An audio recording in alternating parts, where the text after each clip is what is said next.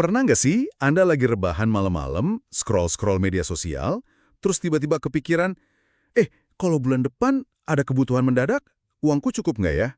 Bukan soal angka besar, bukan soal jadi kaya raya, tapi soal perasaan siap nggak siap itu. Salah satu sumber Anda dari Dompet Bicara itu menangkap perasaan Lee dengan pas banget. Katanya, masalah keuangan yang paling bikin capek itu bukan hitungannya, tapi kecemasan diam-diam di malam hari itu. Nah, pembahasan kita kali ini tujuannya bukan buat nambahin cemas Anda soal isu resesi 2026. Justru sebaliknya, kita mau bedah semua sumber yang sudah Anda kumpulkan, dari yang paling teknis sampai yang paling personal. Tujuannya buat cari tahu apa sih yang sebenarnya terjadi, dan yang lebih penting lagi, gimana caranya kita bisa membangun ruang bernafas finansial, terutama yaitu lewat dana darurat. Anda merangkumnya dengan sempurna, dan itulah tantangannya kan? Sumber-sumber ini tidak memberi kita satu peta yang jelas, tapi justru beberapa peta yang malah saling bertentangan. Tugas kita di sini adalah menjadi navigator yang cerdas untuk Anda, bukan sekedar penumpang yang pasrah. Kita akan coba lihat semua sudut pandang ini dengan jernih, supaya Anda bisa menentukan arah sendiri. Oke, mari kita mulai bedah dari gambaran besarnya. Dari semua sumber ini, saya melihat ada dua kubu yang ceritanya beda banget soal tahun 2026. Kubu pertama, isinya peringatan keras banget malah. Ada ekonom Komal Sri Kumar yang dikutip CNBC, dia bilang, kita mungkin menghadapi krisis terburuk dalam 50 tahun. Bukan cuma resesi biasa, tapi stagflasi. Mimpi buruk, katanya. Istilah stagflasi ini memang pantas disebut mimpi buruk. Bayangkan begini, biasanya kalau ekonomi lesu, harga-harga kan ikut turun, atau setidaknya stabil. Tapi stagflasi itu kebalikannya.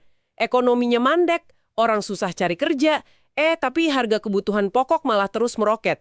Jadi penghasilan Anda stagnan atau bahkan turun, tapi pengeluaran membengkak. Itu kombinasi yang sangat menyakitkan bagi rumah tangga manapun. Dan ternyata bukan cuma dia yang pesimis. Sumber lain dari investing.com juga menyorot soal gelenggung di sektor teknologi dan perumahan. Katanya, saham-saham AI yang valuasinya udah nggak masuk akal itu bisa jadi pemicu. Ditambah lagi, World Economic Forum itu kan survei para kepala ekonom top dunia.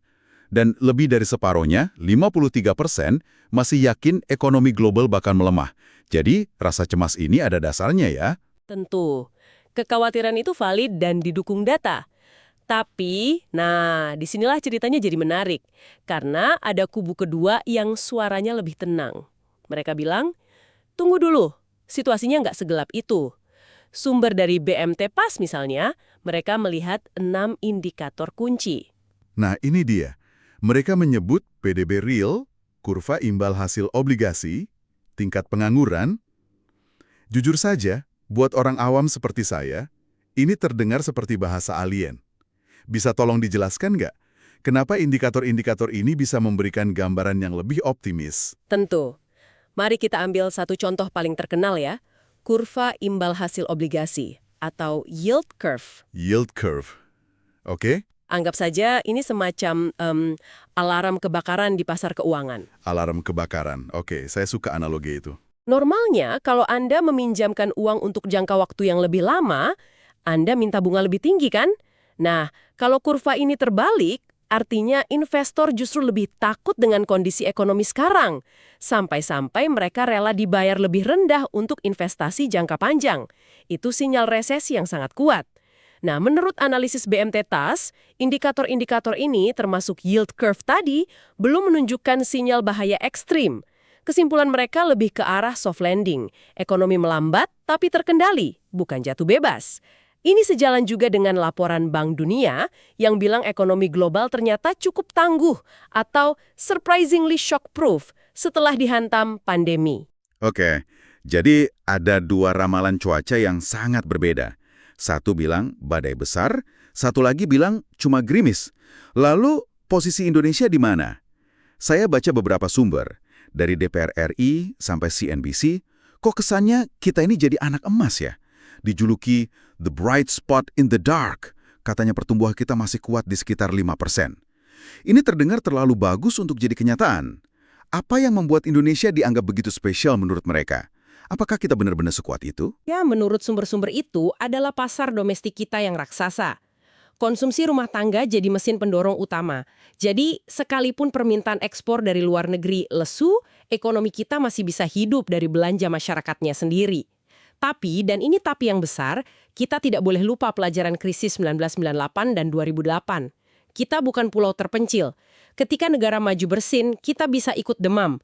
Perlambatan global bisa menekan nilai tukar rupiah, membuat barang impor lebih mahal, dan investor asing bisa saja menarik dananya dari pasar kita. Jadi, fondasi kita memang kuat, tapi atap kita tetap bisa bocor kalau ada badai global.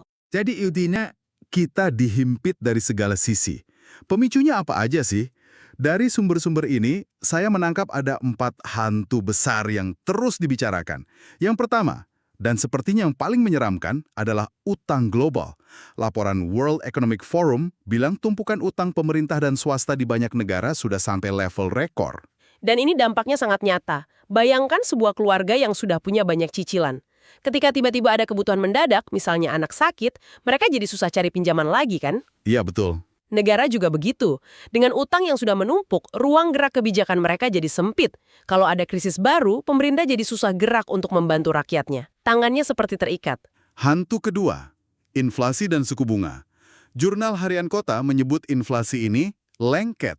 Maksudnya apa tuh? Maksudnya, inflasi di beberapa sektor seperti jasa atau perumahan terbukti sulit sekali turun meskipun Bank Sentral sudah menaikkan suku bunga. Akibatnya, Bank Sentral terpaksa menahan suku bunga tinggi lebih lama. Suku bunga tinggi ini ibarat rem untuk ekonomi. Kalau diinjak terus-terusan, mesin pertumbuhan ekonomi bisa benar-benar mati.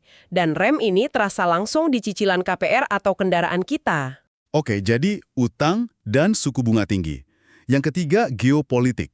Ini sudah jelas ya, konflik di mana-mana, negara-negara jadi lebih protektif, rantai pasok terganggu. Tapi yang keempat ini yang paling terasa modern, disrupsi teknologi, terutama AI. Di satu sisi katanya AI bikin produktif, tapi di sisi lain, sumber dari WEF dan investing.com bilang AI bisa bikin banyak orang kehilangan pekerjaan. Betul, dan bukan sembarang pekerjaan. AI berpotensi mengotomatisasi banyak pekerjaan kerah putih, analis, penulis, bahkan desainer. Ini bisa menciptakan ketidakstabilan sosial yang baru di tengah kondisi ekonomi yang sudah rapuh. Jadi, kita punya kombinasi yang cukup rumit. Pemerintah yang tangannya terikat utang, bank sentral yang terus menginjak rem, negara-negara yang saling curiga, dan robot pintar yang siap mengambil alih pekerjaan. Kombinasi yang cukup bikin pusing.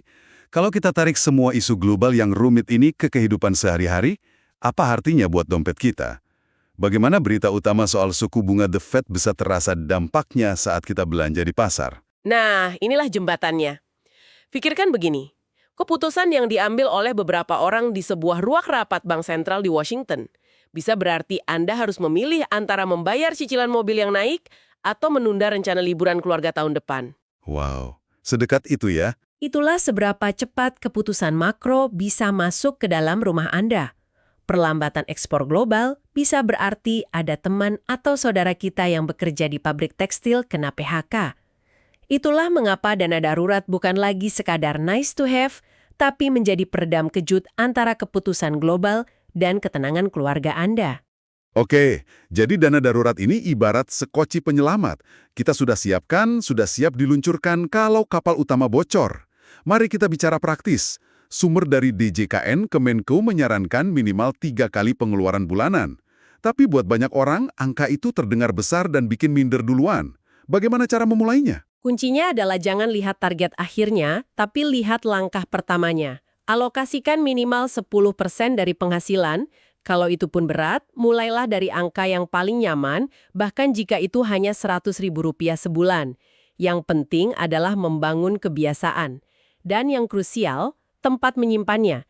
Dana ini harus liquid dan aman. Artinya mudah diambil kapan saja dan nilainya tidak naik turun secara drastis. Jadi jangan ditaruh di saham atau properti ya? Tepat sekali. Tujuannya bukan untuk tumbuh, tapi untuk siaga. Pilihan terbaiknya, seperti yang disarankan sumber, adalah tabungan biasa yang terpisah, reksadana pasar uang yang risikonya sangat rendah, atau deposito jangka pendek. Anggap saja ini pemadam kebakaran Anda. Anda tidak mau pemadamnya terkunci di brankas yang kuncinya hilang, kan? Masuk akal. Nah, dana darurat ini kan sifatnya pertahanan. Tapi Kita kan tidak mau selamanya hidup bertahan. Kita juga perlu memastikan kapal utamanya, yaitu kondisi keuangan kita sehari-hari, lebih kokoh. Setelah pertahanan, apa langkah penyerangan yang disarankan sumber-sumber ini? Ini memunculkan pertanyaan penting. Langkah pertama setelah punya pertahanan adalah mengelola beban di kapal Anda, yaitu utang. Sumber dari DJKN mengingatkan, di tengah tren suku bunga yang naik, hindari utang jangka panjang yang tidak perlu, apalagi yang sifatnya konsumtif. Nah, soal utang ini, ada pandangan menarik dari koran tbtd.com tentang pinjaman mikro di era digital, atau pinjol. Topik yang relevan banget. Mereka bilang, kuncinya adalah mengubah cara pikir. Ini menarik. Bisa dielaborasi? Kita untuk melihatnya murni sebagai alat produktif. Contohnya, seorang fotografer lepas yang butuh uang cepat untuk memperbaiki kameranya agar bisa tetap menerima pekerjaan. Jadi untuk menjaga pemasukan ya, bukan untuk pengeluaran. Tepat. Utang di sini fungsinya untuk menjaga cash flow, bukan untuk beli gadget terbaru. Dan yang paling penting, selalu cek apakah platformnya terdaftar di OJK. Ini bukan cuma soal bunga, tapi soal keamanan data pribadi Anda. Satu lagi, bayar tepat waktu. Karena sekali nama Anda jelek di SLIK OJK, akan sangat sulit untuk mendapatkan kredit yang lebih besar dan penting di masa depan, seperti KPR. Oke, jadi kelola utang dengan cerdas. Langkah selanjutnya, cari penghasilan tambahan. Ini saran klasik, tapi di era digital sepertinya lebih mungkin ya. DJKN kasih contoh dropshipper. Iya, dan itu hanya salah satu contoh. Saya ingat cerita teman saya yang hobi sekali merajut. Awalnya iseng-iseng posting hasilnya di Instagram. Lama-lama ada yang pesan. Sekarang, setelah 2 tahun, omset dari jualan hasil rajutannya itu lebih besar dari gaji kantornya. Wow. Poinnya adalah, era digital memungkinkan kita mengubah hobi atau keahlian sekecil apapun menjadi sumber pemasukan. Ini langkah proaktif untuk membangun skoci tambahan. Dan tentu saja investasi. Ini yang paling bikin bingung. Bagaimana cara berinvestasi di tengah ancaman badai? Beberapa sumber memberikan petunjuk untuk membangun portofolio yang lebih tahan banting. Investor katanya lari ke aset safe haven seperti emas. Bahkan ada prediksi dari Sri Kumar yang dikutip CNBC, harga emas bisa sampai $5.000 AS per troy ounce. Tunggu dulu, $5.000? Itu kan naiknya gila-gilaan? Apa dasar dari prediksi sefantastis itu? Apakah ini pandangan umum atau cuma dia yang terlalu optimis? Pertanyaan yang sangat kritis. Prediksi setinggi itu jelas bukan pandangan konsensus. Itu ada di spektrum yang sangat optimis. Dasarnya adalah asumsi skenario terburuk. Jika stagflasi benar-benar terjadi dan kepercayaan terhadap mata uang dolar anjlok, investor global akan lari besar-besaran ke aset yang dianggap paling aman selama ribuan tahun, yaitu emas. Oke. Jadi itu skenario kalau semua kacau balau ya? Betul, jadi prediksi itu lebih mencerminkan tingkat ketakutan terhadap skenario krisis, bukan sekedar analisis teknikal biasa. Tapi terlepas dari target harganya, prinsipnya tetap valid. Saat ketidakpastian tinggi, aset seperti emas cenderung lebih stabil. Selain emas, ada juga investasi di sektor yang defensif. Sumber dari Peluang menyebut sektor kesehatan dan kebutuhan pokok. Logikanya sangat sederhana dan intuitif. Gampangnya begini, Anda bisa menunda beli mobil sport baru, tapi Anda tidak bisa menunda beli obat saat sakit atau beli beras saat lapar. Perusahaan yang menjual produk dan jasa di sektor ini cenderung punya pendapatan yang lebih stabil, bahkan saat ekonomi sedang lesu. Jadi, saham mereka biasanya tidak akan jatuh sedalam saham perusahaan teknologi atau otomotif saat terjadi resesi. Terakhir soal cara berinvestasinya. Ada strategi yang disebut dollar cost averaging dari Peluang. Katanya ini cara mengubah volatilitas pasar dari musuh jadi teman. Gimana cara kerjanya? Strategi ini, dollar cost averaging atau DCA, pada dasarnya adalah cara untuk mengakali emosi kita sendiri. Otak kita itu secara alami dirancang untuk panik saat pasar anjlok dan serakah saat pasar naik. Resep sempurna untuk membeli di harga tinggi dan menjual di harga rendah. Haha, itu saya banget. Nah, dengan DCA, Anda berkomitmen untuk menginvestasikan jumlah uang yang sama secara rutin, misalnya 500.000 setiap bulan, apapun kondisi pasarnya. Saat pasar anjlok dan harga saham murah, uang 500.000 Anda itu secara otomatis akan membeli lebih banyak lembar saham. Sebaliknya, saat pasar mahal, Anda membeli lebih sedikit. Anda secara sistematis membeli saat ada diskon besar, tanpa perlu pusing menebak-nebak kapan waktu terbaik untuk masuk. Oke, jadi kalau kita rangkum semua pembahasan panjang ini, prospek 2026 memang abu-abu. Para ahli saja tidak sepakat. Ada yang bilang akan badai, ada yang bilang cuma gerimis. Tapi yang menarik, apapun skenarionya, langkah-langkah untuk memperkuat diri kita secara finansial ternyata sama saja. Persiapan, siapkan dana darurat sebagai jangkar, kelola utang, cari keran pendapatan baru, dan berinvestasi dengan cara yang cerdas dan tidak emosional. Tepat sekali. Dan ada satu pikiran penutup untuk Anda renungkan. Di tengah semua diskusi tentang strategi pribadi ini, ada perkembangan teknologi yang luar biasa di baliknya. Sumber riset yang lebih teknis dari RCHI dan UIN Malang menunjukkan bahwa para ilmuwan kini sedang mengembangkan model AI. AI yang bisa memprediksi kesulitan keuangan sebuah rumah tangga hanya dari jejak digital mereka, misalnya dari pola pencarian di internet atau riwayat transaksi belanja. Serius? Secanggih itu? Iya, teknologi sedang membangun sistem peringatan dini untuk jutaan orang. Jadi, saat teknologi semakin canggih memprediksi resiko secara massal, pertanyaan reflektif untuk Anda adalah bagaimana Anda bisa membangun sistem peringatan dini untuk diri Anda sendiri. Semua informasi yang kita bedah hari ini adalah langkah pertamanya. Mungkin, resiko terbesar bukanlah resesi yang tidak bisa kita prediksi, tapi guncangan yang kita pilih untuk tidak kita persiapkan.